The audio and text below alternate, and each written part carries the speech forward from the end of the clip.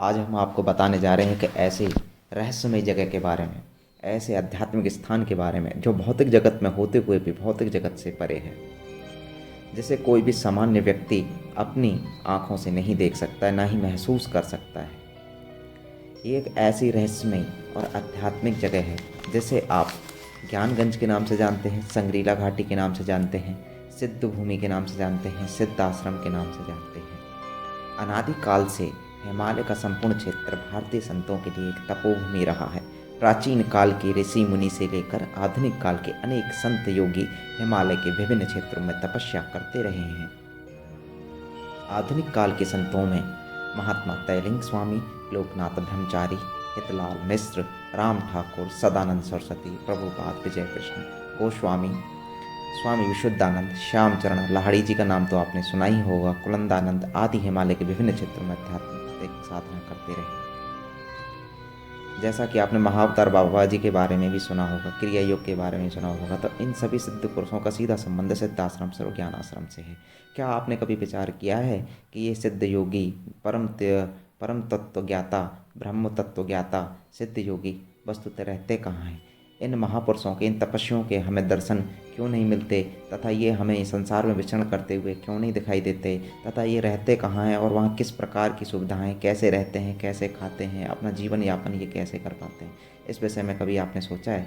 तो चलिए आज हम आपको बताते हैं सिद्ध आश्रम के बारे में कि सिद्ध आश्रम की वास्तविकता क्या है, संग्रीला घाटी की वास्तविकता क्या है, ये आध्यात्मिक क्षेत्र भौतिक आँखों से क्यों देखने में नहीं आता है, क्यों सामान्य पुरुष वहाँ नहीं जा सकते हैं और कोई भी सामान्य व्यक्ति अपनी आंखों से उसे देख नहीं सकता है।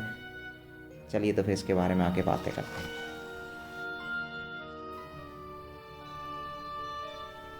वस्तुतः सिद्ध भूमि और संग्रीला घाटी के विषय में बहुत सारी कहानियाँ, बहुत सारी किंवदंतियाँ समाज में प्रचलित हैं। आपने देखा होगा कि इंटरनेट पे भी बहुत सारी जानकारी इसके संबंध में बहुत से लोगों ने डाली हुई है, लेकिन वस्तुतः कुछ लोगों के अनुभव भी आपको कुछ पुस्तकों में मिले होंगे जिन्होंने संग्रीला घाटी के बारे में, अपने अनुभवों के बारे में बताया है, सिद्ध आश्रम के अनुभवों के बारे में बताया है।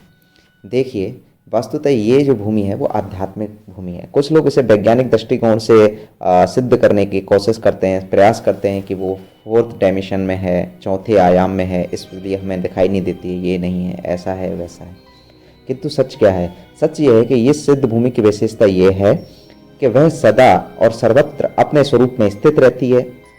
वह जागतिक विचार से लौकिक प्रतीत होने पर भी वास्तव में अत्यंत अलौकिक है।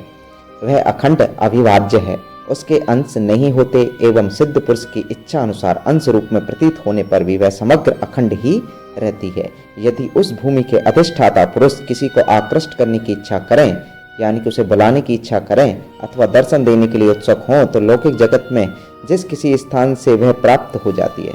अर्थात सिद्ध भूमि किसी विशेष स्थान पर ना होकर, अगर वहाँ पर रहने वाले किसी भी अधिष्ठाता पुरुष यानी कि सिद्ध पुरुष अगर किसी को बुलाना चाहें, तो वो व्यक्ति किसी भी स्थान पर हो, वहीं वह सिद्ध भूमि एक तरह से प्रकट हो जाती है। वह स्थूल नहीं है और सूक्ष्म भी नहीं है। वह कोई स्थूल नहीं है जिसका आप स्पर्श कर सकें, और वह सूक्ष्म भी नहीं है जिसको आप महसूस ना कर सकें, जबकि एक साथ स्थूल और सूक्ष्म दोनों स्थिति में है।